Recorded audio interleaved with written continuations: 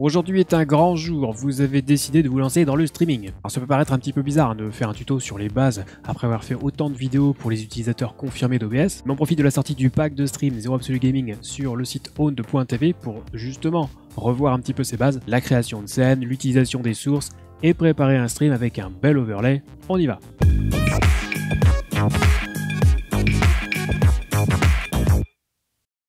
Hello YouTube, c'est Tom, j'espère que vous allez bien. Donc aujourd'hui on revient sur les bases de chez Base et on va installer le design Zero Absolute Gaming que vous pouvez acquérir sur le site owned.tv. Owned qui sponsorise généreusement cette vidéo et qui me permet de vous présenter ce pack premium complet de design de stream. Vous avez plusieurs overlays animés pour toutes vos scènes, tout est personnalisable. Une transition est également incluse dans le pack avec ou sans son. Vous avez aussi plusieurs cadres de webcam, tout est modulable, vous pouvez ajouter ou retirer des éléments.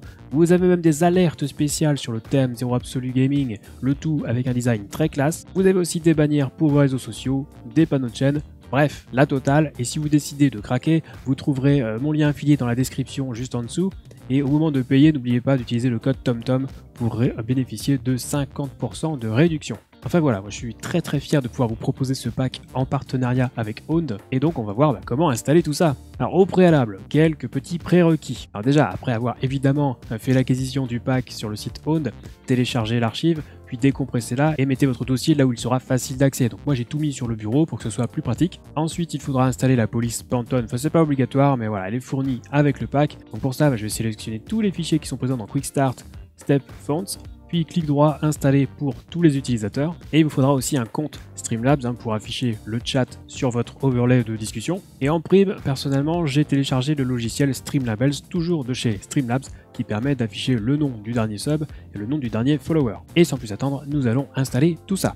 Et donc nous voici sur OBS. Alors quand on ouvre pour la première fois, voici un petit peu l'aspect général. On va donc créer notre première scène en y incluant bien sûr des sources. Ce sera la scène de démarrage du stream. Donc première chose à faire pour que la suite soit un petit peu plus pratique, on va faire un clic droit sur le nom de la scène et on va la renommer en Start par exemple. Ensuite on va ajouter notre première source qui sera donc notre image de fond qui est en fait une vidéo. Donc je vais cliquer sur le petit plus puis sur source média. Je peux éventuellement la renommer, c'est pas obligatoire, je clique sur OK. Dans la fenêtre qui s'ouvre, je vais cliquer sur parcourir et là je vais tout simplement aller chercher les fichiers dans le dossier que j'ai téléchargé sur le site Owned. Moi j'ai mis tout ça sur le bureau. Dans ce dossier, je vais dans Files et là on va aller chercher l'overlay de la scène de démarrage qui se trouve dans le dossier Animated Intermission Banner.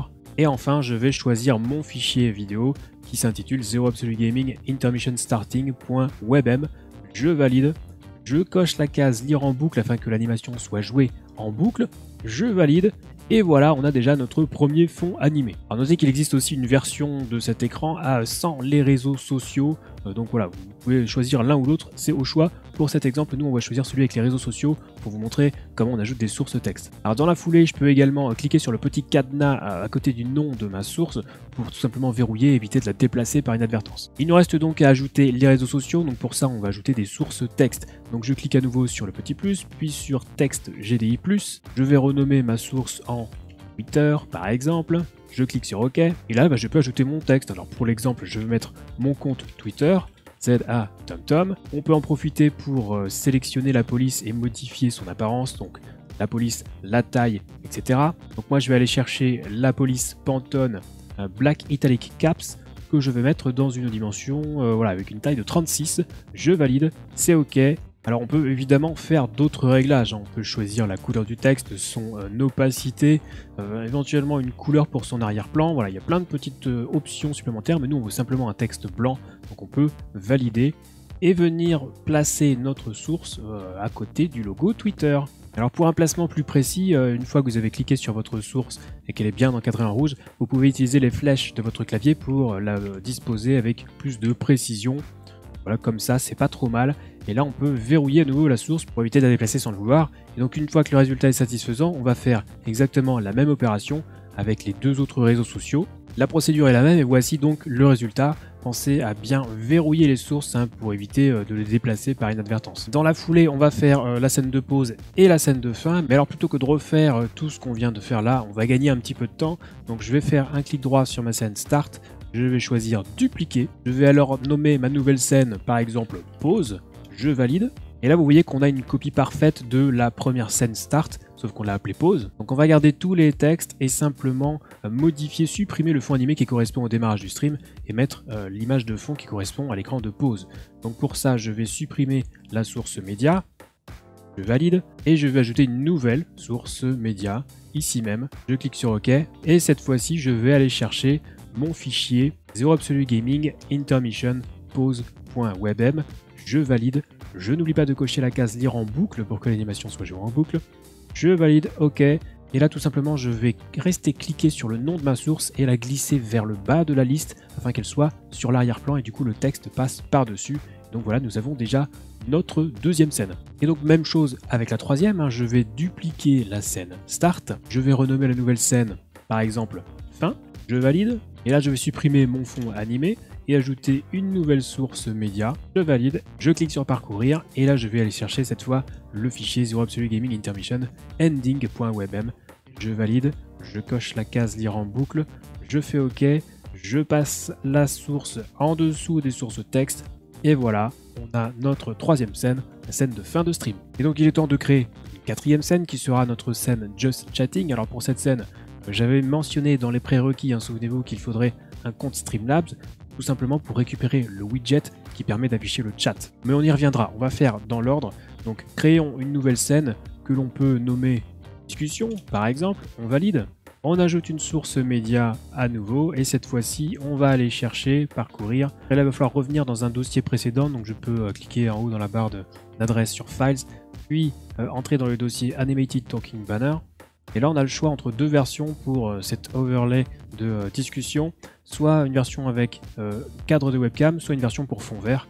Et dans les deux cas, on a le choix avec ou sans petit panneau pour les derniers followers, derniers subs. Moi, je vais prendre une version avec le cadre de webcam et sans panneau pour les derniers followers, derniers subs. Donc, ce sera le fichier 0 Absolute Gaming Talking Banner v1 blank.webm. Je valide, je cache la case évidemment lire en boucle pour que ce soit joué toujours en boucle l'animation. Et OK, et voilà, donc là on va pouvoir remplir un petit peu tout ça, avec dans le grand cadre on va pouvoir ajouter soit une capture de jeu, soit une capture d'écran. Dans le cadre en bas à gauche, le petit cadre, on peut ajouter sa webcam. On peut ajouter évidemment le chat en direct dans l'encart chat en direct, et c'est déjà pas mal. Donc là je vais verrouiller et on va commencer par ajouter une capture de jeu. Donc petit plus, source capture de jeu, donc j'ai un jeu qui est lancé moi en fond, si vous n'avez pas de jeu qui est lancé, la source capture de jeu n'affichera absolument rien. Donc je valide, et là on a plusieurs options. Donc soit capturer les applications en plein écran, ça peut le faire si vous avez deux écrans et que vous avez OBS sur l'un et le jeu sur l'écran principal. Sinon on peut changer de mode de jeu et capturer une fenêtre spécifique. Là on a le choix dans les fenêtres et par exemple je peux aller choisir mon jeu qui est donc Golfit. Et voilà, du coup le jeu s'affiche, je peux valider le reste des options, on n'a pas besoin pour l'instant. Donc pour ça, je peux ensuite redimensionner cette source jeu pour que les dimensions aient à peu près les mêmes que le cadre qu'on a ici. Donc on fait ça grossièrement à peu près. On peut modifier comme ça et ne pas oublier de passer cette capture de jeu sous l'overlay, sous la source média tout en bas. Et voilà, on a déjà le jeu qui est affiché. On peut répéter l'opération avec une source capture d'écran. Tout simplement parce que si jamais vous n'avez pas de jeu qui est lancé, justement comme ça vous pourrez partager votre écran, votre bureau avec vos viewers et montrer des vidéos YouTube par exemple. Donc nouvelle source capture d'écran, ici j'ajoute OK. Donc là ça fait un petit peu bizarre parce que je suis en train de capturer justement mon écran sur lequel il y a OBS. Ça fait un petit peu OBSception, mais c'est pas grave. Le principe sera le même quel que soit l'écran que vous aurez défini. On redimensionne tout ça, on essaie de bien positionner pour que ça ait un petit peu la taille du cadre. On passe l'ensemble sous la capture de jeu. Comme ça, si jamais vous n'avez pas de jeu, hop, vous pourrez avoir une capture d'écran et faire profiter vos viewers de ce que vous montrez sur votre bureau. Et d'ailleurs, si les deux sources sont actives, vous pouvez, avec les petites icônes en forme d'œil qui sont sur les côtés des sources, vous pouvez passer de l'une à l'autre sans problème. Donc il nous reste à ajouter une webcam. Alors celle-ci que vous voyez là, c'est juste pour la présentation, mais là on va ajouter une webcam dans le cadre ici en bas à gauche. Donc, si elle est bien branchée, il suffit d'ajouter simplement une nouvelle source qui s'appelle périphérique de capture vidéo, qu'on peut renommer en webcam par exemple, tout simplement. On clique sur OK, et là dans le champ périphérique, dans la liste déroulante, on va aller chercher notre webcam. Moi en l'occurrence c'est la Logitech Brio 4K, je la sélectionne. Voilà, et elle apparaît, donc c'est bien, mais c'est pas tout. Donc maintenant, ce qu'on peut faire, c'est aller dans le champ type de résolution FPS et on va choisir personnaliser. Puis on va choisir une résolution personnalisée. Alors moi je vais passer en 1280 par 720 parce que la taille de la webcam est relativement petite à l'image. Le reste on n'a pas trop besoin d'y toucher. Je vais redimensionner la source de ma webcam aux dimensions du cadre que nous avons en bas à gauche, donc à peu près, hein. On va essayer de faire ça proprement quand même. On déplace ça correctement et on passe ensuite la source webcam sous l'overlay comme ceci, et voilà, on peut tout verrouiller avec les cadenas. Donc ça commence à prendre forme. Là maintenant on va ajouter le chat, hein, pour que les viewers puissent voir eux-mêmes les messages qu'ils écrivent et que tout ça soit sur votre overlay. Donc pour tout ça, direction le tableau de bord sur Streamlabs. Quand vous êtes sur votre tableau de bord sur le site Streamlabs, donc après vous êtes identifié tout ça, vous allez dans tous les modules et là vous aurez le module, le widget Chatbox, vous cliquez dessus et vous allez pouvoir copier l'URL du module qui se trouve ici. Donc en cliquant sur le bouton copier, et là de retour sur OBS, vous allez pouvoir ajouter une nouvelle source, une source navigateur qu'on peut renommer en chat par exemple. Et dans le champ URL, vous allez pouvoir tout simplement coller l'URL du widget que vous venez de copier sur le site Streamlabs. Alors je vais en profiter pour adapter la largeur et la hauteur, hein, du chat. Donc, on va mettre par exemple quelque chose comme 460 par 540. C'est des valeurs qui correspondent bien avec le cadre de chat qu'on a sur notre overlay. Je clique sur OK, je déplace l'ensemble ici même, je verrouille. Et si tout se passe bien, quand vous aurez des messages sur votre chat Twitch, quand vous serez en live, normalement ça devrait apparaître de cette façon. Voilà, ça fonctionne, hein. Je fais des tests moi-même en envoyant des messages, et c'est parfait. Et c'est fini donc pour cette scène de discussion. Il nous reste à créer la scène finale, hein, la scène de jeu. Donc, on va la créer tout de suite. Nouvelle scène, on va appeler live par exemple en majuscule. Et comme on a fait pour la scène de discussion, on va tout simplement ajouter notre capture de jeu. Donc je clique sur le plus, ajouter une capture de jeu. Et là, je vais choisir d'ajouter une source existante, puisqu'on l'a déjà ajoutée sur la scène précédente. Je la sélectionne, je valide, et on a déjà d'office notre jeu, qu'on peut verrouiller d'ailleurs. Et voilà, là, il n'y a plus qu'à ajouter la webcam, et ce sera fini. Alors quand vous achetez l'overlay chez Owned, vous aurez 4 versions différentes pour votre webcam. 2 versions pour fond vert, 2 versions avec un cadre. Sur ces 2 versions avec cadre, vous en avez une toute simple avec simplement le cadre, et une seconde avec 2 petits panneaux sous le cadre pour afficher le dernier sub et le dernier follower. C'est ce cadre que nous allons choisir pour l'exemple. Donc j'ajoute une nouvelle source média ici même, je clique sur OK, et là à nouveau sur parcourir, je reviens dans un des dossiers précédents et je vais aller dans le dossier maintenant Animated Webcam Overlay. Et là tout simplement je vais sélectionner mon fichier qui correspond à mon cadre animé, mon fichier vidéo 0absolugaming-webcam.webm. Je valide, je coche la case lire en boucle pour avoir l'animation en boucle. C'est parti, je clique sur OK et voilà, on a un cadre pour la webcam ici même. Il va falloir remplir avec notre webcam. Donc pour ça, eh bien, on refait la manipulation, on ajoute une source périphérique de capture vidéo. On ajoute une source existante puisqu'on a déjà défini la webcam, on la sélectionne, on valide et là on va la redimensionner de la même façon qu'on a déjà procédé pour toutes les sources pour que ça colle au cadre à peu près, hein. Et on va passer cette source sous l'overlay, sous le cadre de la webcam. Et voilà le résultat. Donc il ne nous reste plus qu'à ajouter le nom du dernier abonné et du dernier follower. Pour ça, je vous disais dans les prérequis que moi j'utilise le logiciel Streamlabs, hein, qui est disponible sur le site Streamlabs. Donc une fois que vous avez installé le logiciel, vous pouvez choisir un dossier où seront créés tous les fichiers qui seront générés de façon dynamique avec le nom du dernier follower par exemple, à condition bien sûr que le logiciel reste ouvert pendant votre live, hein, pour que tout soit bien mis à jour. Donc en supposant que vous avez téléchargé et installé Streamlabs, que le logiciel est lancé en arrière-plan, on va ajouter nos sources de texte dynamiques. Donc j'ajoute simplement une nouvelle source texte GDI+, que je renomme en follower par exemple, avec 2 L. Je clique sur OK, et là je vais aller cocher la case lire à partir d'un fichier. Ensuite sur parcourir, et il me reste plus qu'à aller chercher les textes de Streamlabs. Donc moi je les ai rangés dans mes documents, puis le dossier labels, et le fichier qui m'intéresse, si je descends, c'est celui qui s'appelle normalement, voilà, most recent follower. Je le choisis, et là vous voyez qu'il y a déjà le nom du dernier follower qui apparaît. Donc je peux personnaliser cette source texte exactement de la même façon qu'on a fait pour les réseaux sociaux sur la toute première scène. Comme on l'a déjà vu, on va aller un petit peu plus vite. Donc là ça y est, j'ai placé mon texte et le nom de mon dernier follower.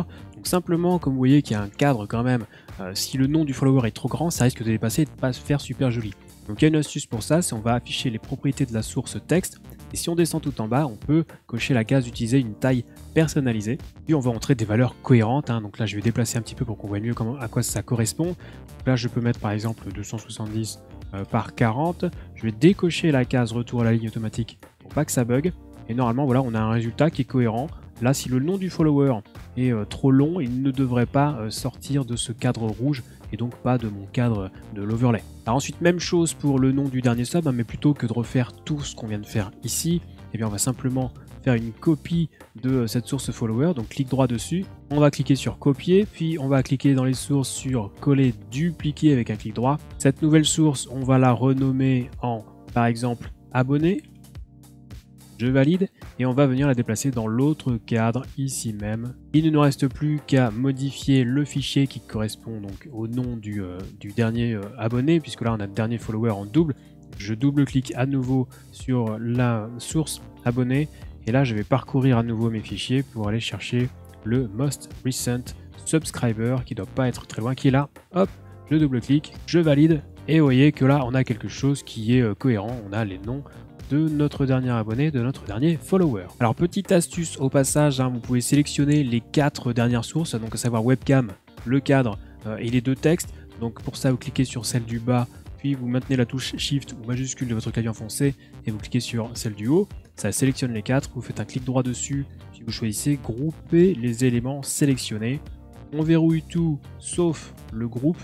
Et du coup, on pourra tout déplacer d'un seul bloc si jamais vous voulez bouger votre webcam au sein de votre scène. Au passage d'ailleurs, hein, si vous voulez connaître d'autres astuces de ce type concernant OBS, n'hésitez pas à jeter un œil à ma vidéo hein, sur les secrets d'OBS. Je vous mettrai un lien dans une fiche en haut à droite et dans la description de la vidéo, bien sûr. Et voilà, on a toutes nos scènes pour faire un très beau stream. Il nous manquera simplement les alertes. Alors pour ça, on aura également besoin de Streamlabs, mais ça fera l'objet d'une autre vidéo parce que celle-ci est déjà un petit peu longue. D'ailleurs, si la vidéo vous a plu, n'hésitez pas à laisser un petit pouce bleu, à vous abonner à la chaîne et activer la cloche. Et je vous invite également à bien parcourir toutes les autres vidéos de la chaîne. Hein. Vous trouverez des tutos sur les plugins OBS, des conseils pour votre stream, des tests de matériel, bref, plus de 70 vidéos entièrement dédiées au streaming, donc n'attendez plus. Et bien évidemment, si vous voulez discuter streaming, hein, n'hésitez pas à venir me rejoindre dès que je suis en live sur Twitch, les lundis, mercredis et vendredis soirs. On vous attend avec plaisir. Et pour des questions plus techniques, hein, si vous avez des soucis de configuration par exemple, eh bien n'hésitez pas à rejoindre le serveur Discord Zero Absolute Gaming. Lisez bien les règles et on vous répondra le plus rapidement possible. Sur ce, c'est la fin de cette vidéo, on se retrouve très vite pour la prochaine et d'ici là, on stream.